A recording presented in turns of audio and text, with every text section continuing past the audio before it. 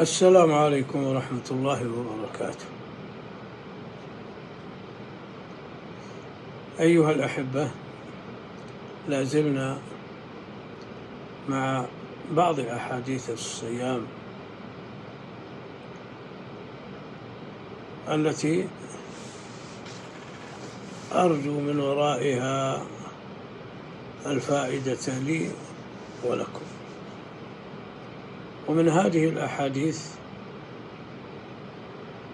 قوله صلى الله عليه وسلم: من قام رمضان إيمانا واحتسابا غفر له ما تقدم من ذنبه. وقيام الليل في رمضان وصلاة التراويح والتهجد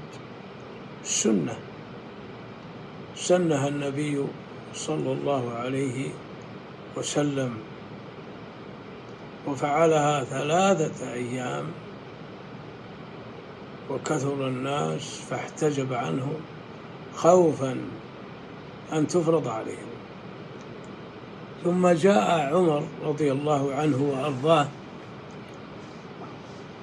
وأحيا هذه السنة وأنار المسجد وجمع الناس على إمامين: الصحابي الجليل أبي بن كعب، والصحابي الجليل تميم الداري.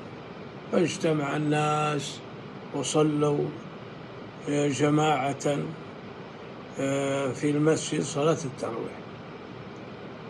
وهذه الاجتماع لقيام الليل لا يشرع إلا في رمضان، وأما غيره لو تواطأ قوم على أن يقوموا الليل في غير رمضان لكان هذا من البدع المحدثات، لأن الصحابة هم أسبق منا إلى الخير ولم يفعلوا، ولم يحثهم النبي صلى الله عليه وسلم عليه إلا في رمضان.